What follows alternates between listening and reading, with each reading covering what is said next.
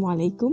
বাংলাদেশের রাজনীতিতে বিএনপি ও আওয়ামী লীগের দ্বন্দ্ব শুধু দেশের অভ্যন্তরীণ রাজনীতিতেই সীমাবদ্ধ নয়। দীর্ঘদিন ধরেই প্রশ্ন উঠেছে, আন্তর্জাতিক অঙ্গনে কোন দেশ আওয়ামী লীগের কাছাকাছি আর কোন দেশ বিএনপির সঙ্গে বেশি স্বাচ্ছন্দ্য বোধ করে।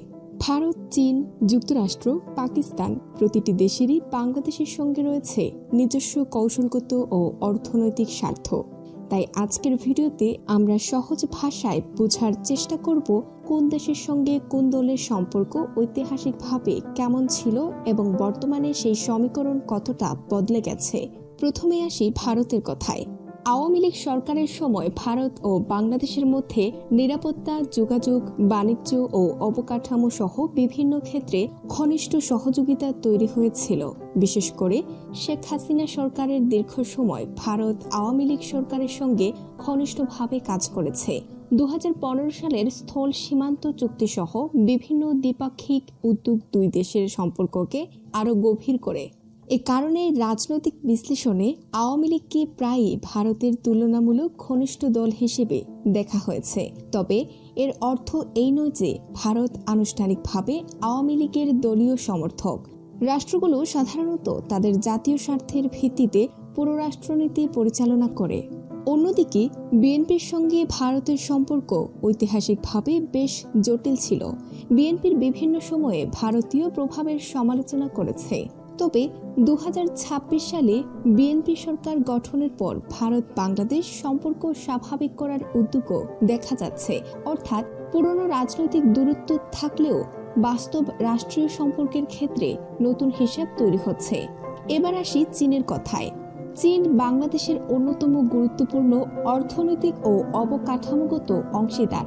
আওয়ামী লীগ সরকারের সময় চীনের সঙ্গে বাংলাদেশের সম্পর্ক যথেষ্ট শক্তিশালী ছিল। বড় বড় অবকাঠামো প্রকল্প, বিনিয়োগ ও বাণিজ্যের ক্ষেত্রে চীনের ভূমিকা ছিল গুরুত্বপূর্ণ।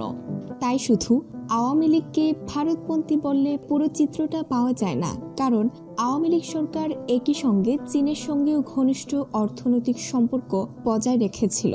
বিশ্লেষকদের মতে শেখ হাসিনা সরকার ভারত ও চীনের সঙ্গে সম্পর্কের মধ্যে ভারসাম্য রাখার চেষ্টা করেছিলেন। অন্যদিকে বিএনপির ক্ষেত্রে চীন একটি গুরুত্বপূর্ণ অংশীদার। বিএনপি ঐতিহাসিকভাবে চীনের সঙ্গে সম্পর্ককে গুরুত্ব দিয়েছে। 2026 সালের নির্বাচনের পরও চীনের সঙ্গে বিএনপির যোগাযোগ ও সম্পর্ক জোরদারের উদ্যোগ দেখা গেছে। এবার আসি যুক্তরাষ্ট্রের কথায়। বাংলাদেশের সঙ্গে যুক্তরাষ্ট্রের সম্পর্ক মূলত বাণিজ্য, শ্রম, অধিকার, গণতন্ত্র, মানবাধিকার, নিরাপত্তা এবং ইন্দো প্যাসিফিক কৌশলকে কেন্দ্র করে। আওয়ামী লীগ সরকারের শেষ দিকে যুক্তরাষ্ট্রের সঙ্গে বাংলাদেশের রাজনৈতিক সম্পর্ক নিয়ে নানা টানাপোড়েন তৈরি হয়েছিল। নির্বাচন, মানবাধিকার এবং গণতন্ত্র নিয়ে ওয়াশিংটনের বিভিন্ন বক্তব্য বাংলাদেশের রাজনীতিতে ব্যাপক আলোচনার জন্ম দেয়। অন্যদিকে বিএনপি দীর্ঘদিন ধরে যুক্তরাষ্ট্র ও পশ্চিমা বিশ্বের সঙ্গে ভালো সম্পর্ককে গুরুত্ব দিয়ে এসেছে। তবে এটাও মনে রাখতে হবে, যুক্তরাষ্ট্র কোনো দলের স্থায়ী মিত্র নয়।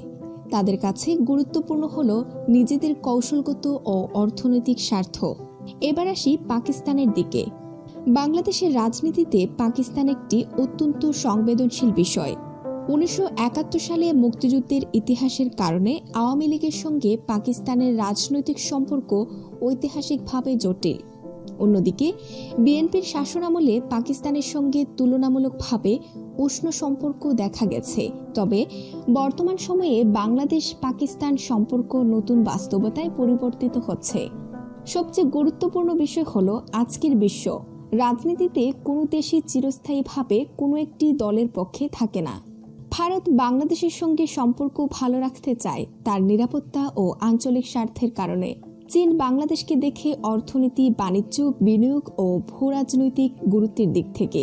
যুক্তরাষ্ট্র গুরুত্ব দেয় বাণিজ্য, নিরাপত্তা, গণতন্ত্র এবং ইন্দো প্যাসিফিক অঞ্চলের কৌশলগত অবস্থানের উপর। আর পাকিস্তানের সঙ্গে বাংলাদেশের সম্পর্কের ক্ষেত্রে রয়েছে ইতিহাসের পাশাপাশি নতুন অর্থনৈতিক ও কূটনৈতিক বাস্তবতা। বর্তমান পরিস্থিতিতে সবচেয়ে বড় পরিবর্তন দেখা যাচ্ছে ভারত ও বিএনপি সরকারের সম্পর্কের ক্ষেত্রে 2026 সালের আগস্টে প্রধানমন্ত্রী তারেক রহমান ভারতের হাই কমিশনারের সঙ্গে বৈঠকে বাংলাদেশ ভারত সম্পর্কে পুনর্গঠনের প্রয়োজনীয়তার কথা বলেছেন এবং শেখ হাসিনাকে ফেরত পাঠানোর বিষয়টিও তুলেছেন। অর্থাৎ একসময় সে সম্পর্ককে শুধু আওয়ামী লীগ বনাম ভারত হিসেবে দেখা হতো, সেই সমীকরণ এখন অনেক বেশি জটিল ও বাস্তববাদী। তাহলে শেষ প্রশ্ন, কোন দেশ বিএনপির পক্ষে আর কোন দেশ আওয়ামী লীগের পক্ষে? সহজ উত্তর হলো, কোনো দেশকে স্থায়ীভাবে বিএনপি বা আওয়ামী লীগের পক্ষে বলা ঠিক হবে না। হ্যাঁ, ইতিহাসে আওয়ামী লীগের সঙ্গে ভারতের ঘনিষ্ঠতা বেশি ছিল। বিএনপির সঙ্গে চীন, পাকিস্তান ও পশ্চিমা বিশ্বের বিভিন্ন দেশের সম্পর্কের আলাদা রাজনৈতিক ইতিহাস রয়েছে। কিন্তু 2026 সালের বাস্তবতা বলছে বাংলাদেশের পররাষ্ট্রনীতি এখন আরও বেশি জাতীয় স্বার্থ কেন্দ্রিক হওয়ার প্রয়োজন রয়েছে। কারণ সরকার পরিবর্তন হতে পারে, রাজনৈতিক দল পরিবর্তন হতে পারে, কিন্তু বাংলাদেশের ভৌগোলিক অবস্থান, অর্থনীতি, বাণিজ্য ও জাতীয় স্বার্থ পরিবর্তন হয় না। তাই আন্তর্জাতিক রাজনীতির আসল প্রশ্ন হওয়া উচিত, কোন দেশ বিএনপির পক্ষে বা কোন দেশ আওয়ামী লীগের পক্ষে, এটা নয়। বরং প্রশ্ন হওয়া উচিত, বাংলাদেশের স্বার্থে কোন দেশের সঙ্গে কিভাবে সম্পর্ক তৈরি করা হবে। আপনার কি মনে হয়, ভারত, চীন, যুক্তরাষ্ট্র ও পাকিস্তানের মধ্যে বাংলাদেশের জন্য সবচেয়ে গুরুত্বপূর্ণ অংশীদার কোন দেশ? কমেন্টে আপনার মতামত জানিয়ে দিন। ভিডিওটি ভালো লাগলে অবশ্যই লাইক দিন, বন্ধুদের সঙ্গে শেয়ার করুন এবং বাংলাদেশের রাজনীতি ও আন্তর্জাতিক সম্পর্কে এমন বিশ্লেষণ পেতে চ্যানেলটি সাবস্ক্রাইব করে পাশে থাকুন। ধন্যবাদ। আসসালামু আলাইকুম।